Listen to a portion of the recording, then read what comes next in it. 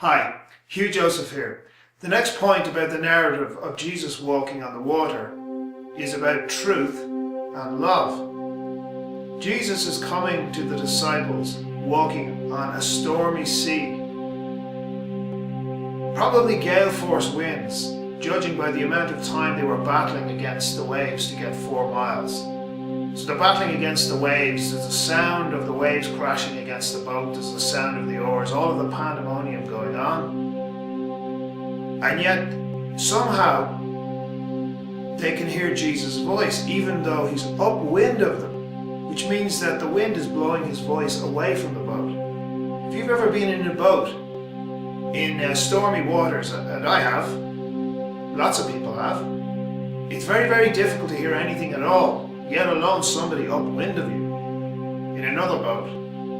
So if Jesus is upwind of them walking on the water, I don't really think they could have heard him normally. So there's a miracle here going on within a miracle. They hear his voice. But what is the voice they hear? It's not just an acoustic voice. If they hear that, it's an inner voice. It's the voice of the Good Shepherd who calls his sheep by name. As he says in John's Gospel, I know my sheep, and they listen to my voice. He calls us by name. And when God calls us by name, it reveals who he is to us.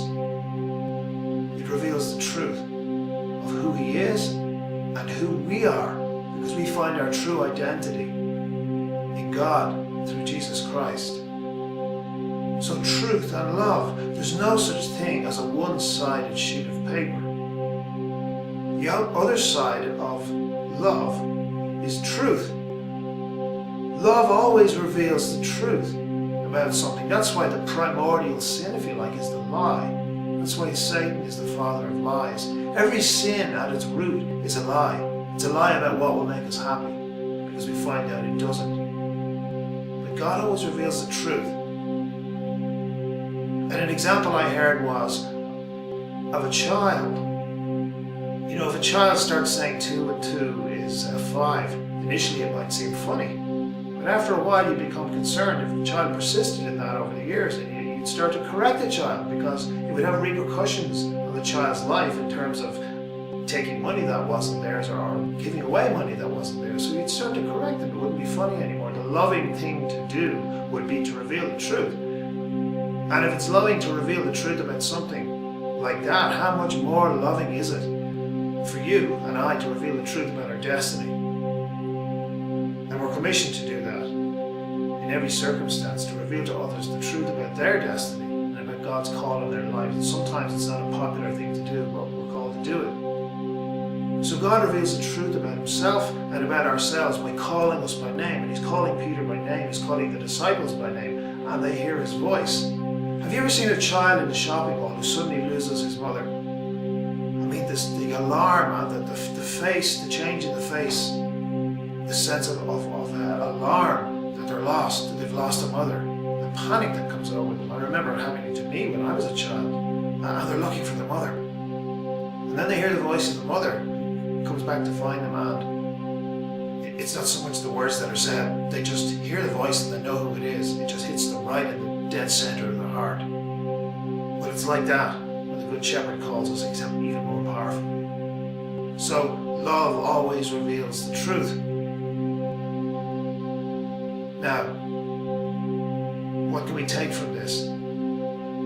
That God is calling all the time. He's calling you right now by name. He's calling me by name. The question is, are we listening? The obstacles are always on our side.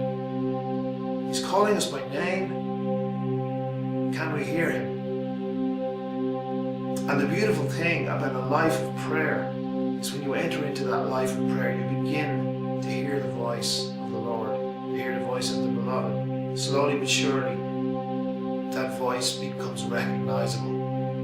And it becomes recognizable in every walk of life.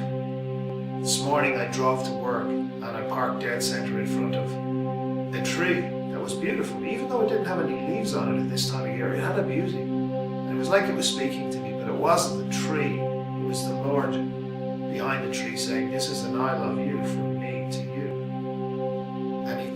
It's that way with everything in nature. Can we hear his voice? Are we tuned in? Enter into that life of prayer to hear the voice of the Lord, and God, who is love, who is truth, will reveal himself to you. When he said, "Do not be afraid, it is I," the original translation of that is, "Do not be afraid, I am God." Amen.